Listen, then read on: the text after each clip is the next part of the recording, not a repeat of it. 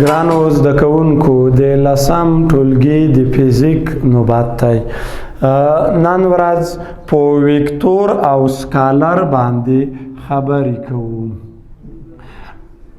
ویکتوري او سکالري کمیتونه یا په لاندې ډول ویکتور او سکالر.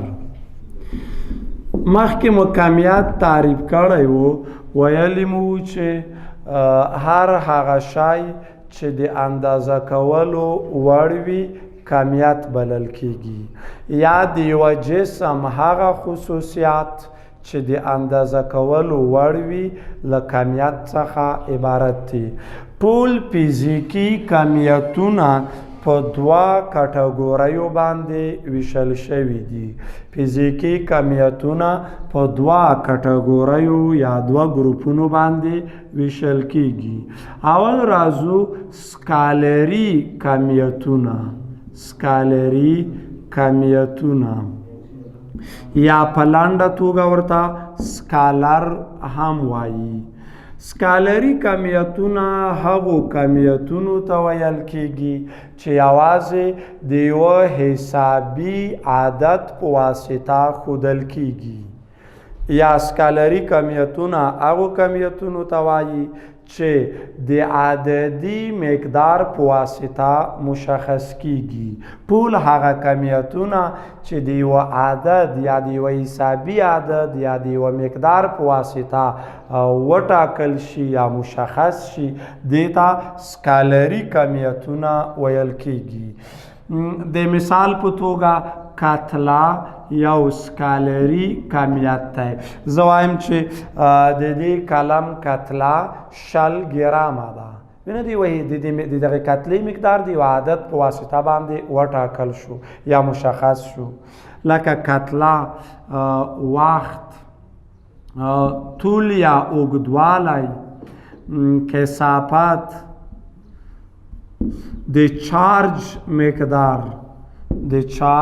مقدار، کار، توان، انرژي او داسې نور.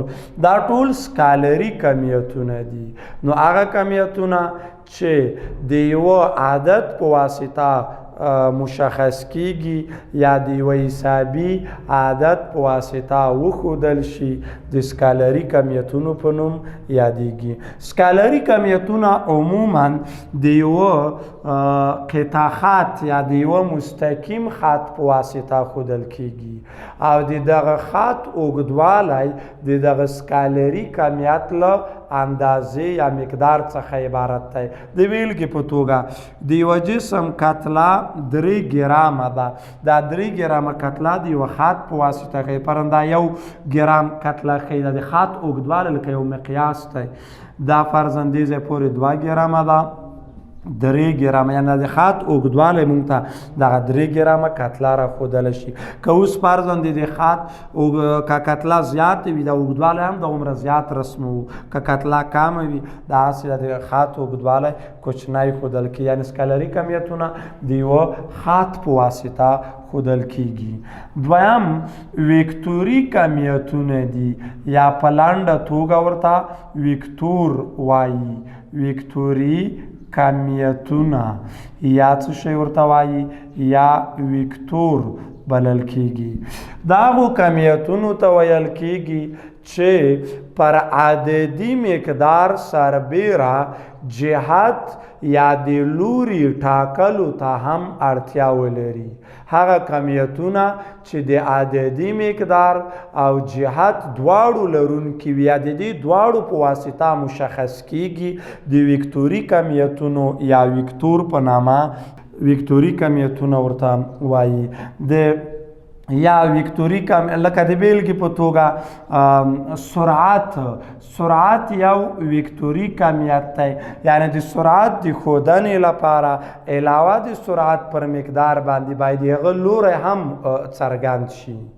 یا مثال په ډول قوه بیا تاسو وایئ په 11 سیم کې چې قوه د تاثیر ټکی یا مبدا او لوری او مقدار دا درې واړه شیان لري یعنی قوه هم وکتوري کمیت دی یا سرعت شولو سرعت وکتوري کمیت دی یا مومنټم دی د حرکت مقدار ورته وایي امپولس یا ضربه شوله برېښنایي ساحه مقناطیسي ساحه او داسې نور دا د وکتوري کمیتونو ښې بیلګې دي نو هغه کمیتونه چې یوازې د عدد یا د حسابي عدد یا مقدار په واسطه ښودل کېږي هغې ته سکالري کمیتونه وایي او وکتوري کمیتونه هغه کمیتونه دي چې د عددي مقدار او جهت دواړو په واسطه مشخص کېږي ښه بیلګې سرعت قوه مومنټم دی برېښنایي ساحه مقناطیسي ساحه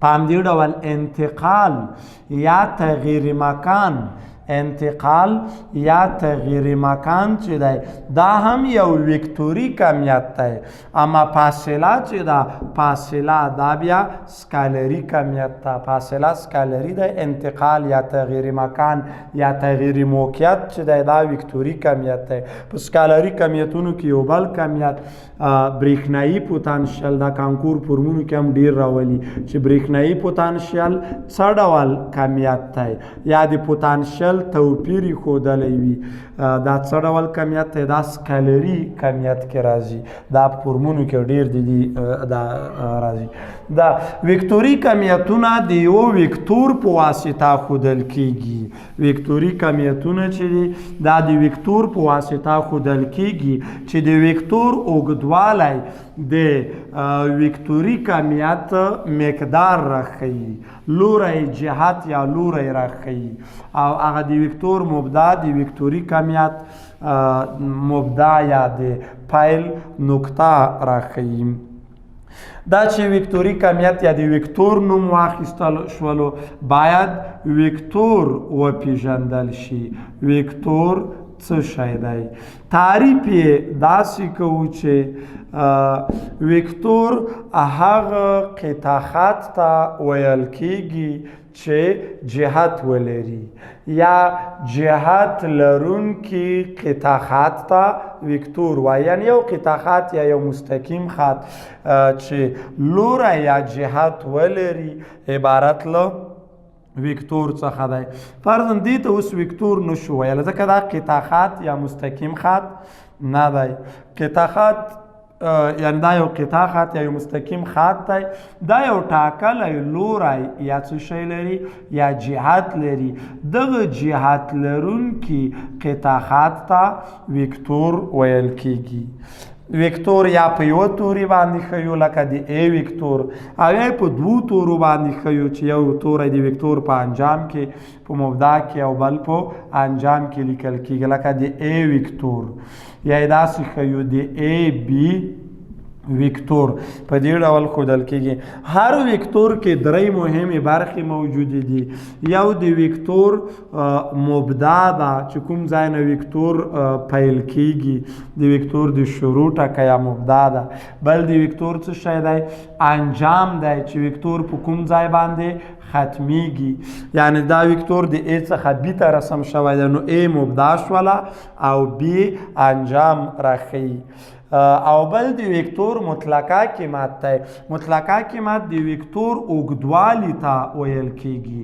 د یوه وکتور اوږدوالی یا مقدار د مطلقه قیمت په نوم یادیږي یعنی د ای بي وکتور مطلقه قیمت یا که د وکتور علامه ورباندې ونه لیکلی شي هم صرف داسې وښود ای بي یو اوږدوالی دی یعنی هر وکتور د دریو برخو لرونکی دی چې د وکتور مبدا ده د وکتور انجام دی او بل مطلقه قیمت یا اوږدوالی دی بل راځو ځینې مهم وکتورونو ته په کتاب کې د وکتورونو ځانګړتیاوې تر عنوان لاندې لیکلی دی په هغې کې د وکتور مهم ډولونه راخیستي دي د وکتورونو مهم ډولونه بعضې وکتورونه او د هغوی تعریفونه ډیر مهم دي دلته یې یادونه کوو اول راځو موازي وکتورونه که تعریف کو موازي وکتورونه هغو وکتورونو ته ویل کېږي چې یو او بل قطع کولی نشي. کله چې دوه وکتورونه یو او بل نه قطع کوي دا موازي وکتورونه دي. کیدای شي موازي وکتورونه هم جهات وي او یا مخالف الجهات وي. فرض کې دا دوه وکتورونه دي A وکتور دی دلته او دا دی B وکتور دی. دا موازي او هم جهات وکتورونه دي. موازي هم جهت یعنی لوری یا جهتونه یوی خواته دي. یا فرض کې دلته دوه وکتورونه دي C وکتور دی بل دی D وکتور دی. دا څه ډول وکتورونه دي؟ دې وکتورونو ته موازي مخالف الجهات وکتورونه وایي. C او D موازي مخالف الجهات دا موازي او هم جهت وکتورونه دي. دویم مساوي وکتورونه څه ته وایي؟ دویم تعریف مساوي وکتورونه څه شی دي؟ دوه وکتورونه هغه وخت مساوي بلل کیږي چې یو له بل سره موازي وي هم جهت وي او مقدار یا اوږدوالی مساوي وي.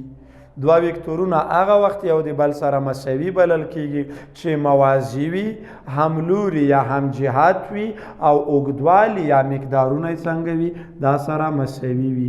فرضاً A وکتور لرو او دې ځای کې د B یو وکتور لرو. دا وکتورونه یو له بل سره موازي باید وي هم لوري وي او مقدارونه یا اوږدوالی سره مساوي وي. بیا موږ وایو چې A وکتور مساوي دی د B له وکتور سره. دریم متضاد وکتورونه متضاد یا مخالف وکتورونه یا متقابل وکتورونو په نوم یادېږي. دوه وکتورونه هغه وخت متضاد یا متقابل بلل کیږي چې یو د بل سره موازي وي اوږدوالی یا مقدار یې مساوي وي خو جهتونه یې مخالف وي. متضاد وکتورونه هغه وکتورونه دي داسې دوه وکتورونه لرو چې اوږدوالی یا مقدارونه یې مساوي وي موازي وي خو جهتونه یې مخالف وي. دا یو A وکتور وښیئ بل B وکتور دا سره متضاد دي. ښودنه یې څنګه کیږي داسې وښیئ A وکتور منځ کې مساوي علامه مساوي دی B وکتور سره خو د یو وکتور مخې ته به منفي علامه لیکئ. یو مخې ته به منفي لیکئ بل ته به یې نه لیکئ. فرض کړئ A وکتور مساوي کیږي منفي B سره یا یې داسې ولیکئ منفي علامه د A مخې ته ولیکئ. یعنې پروا نه کوي چې منفي علامه د کوم وکتور مخې ته لیکئ خو د یو وکتور مخې ته به منفي لیکئ بل سره به منفي علامه نه لیکئ. A مساوي منفي B یا منفي A مساوي B دا متضاد یا مخالف یا متقابل وکتورونه بلل کیږي. څلورم مختلف وکتورونه دي. مختلف وکتورونه څه ته وایي؟ مختلف وکتورونه بیا هغو وکتورونو ته وایي چې نه موازي وي او نه هم جهت وي. نه موازي وي نه هم جهت وي. مقدارونه یې کیدای شي چې مساوي وي یا مساوي نه وي. هغه کوم لازمي یا حتمي شرط نه دی. فرض کړئ دا A او B وکتورونه دي دا مختلف بلل کیږي. موازي دي یا مساوي دي په اوږدوالي کې یا نه دي مساوي دې ته مختلف وکتورونه وایي. د ښودنې لپاره کوم داسې عمومي هغه نشو لرلی. او پنځم یې صفري وکتور دی. صفري وکتور څه ته وایي؟ دا هغه وکتور ته وایي چې اوږدوالی یا مطلقه قیمت یې صفر سره مساوي شي. هغه وکتور دی چې اوږدوالی یا مطلقه قیمت یې صفر سره مساوي شي. ښودنه یې په څه شي باندې کیږي؟ صفر د وکتور علامه به د پاسه ور باندې تیره کوي. صفر وکتور په دې علامې سره ښودلی کیږي. په شکل کې نشو ښودلی او په جهت باندې بحث نه کیږي. یا جهت اختیاري دی د صفري وکتور لوری یا جهت اختیاري دی یا په جهت باندې بحث نشو کولی. دا صفري وکتور هغه وکتور چې مطلقه قیمت یا اوږدوالی صفر وي. یعنی یو هغه فرض کې A وکتور دی د A د یو وکتور مطلقه قیمت یا اوږدوالی مساوي صفر شولو دا صفري وکتور دی. او بل که چیرې د یو وکتور اوږدوالی له یو سره مساوي شي دا بیا په الجبر کې ډېر اهمیت لري. دې ته بیا واحد وکتور ویل کیږي. واحد وکتور هغه وکتور ته وایي چې مطلقه قیمت یا اوږدوالی یو واحد وي یو سره مساوي شي او صفري وکتور هغه وکتور ته وایي چې مطلقه قیمت یې صفر سره مساوي وي. ګرانو زده کوونکو د نن ورځې د فزیک درس تر همدې ځای و.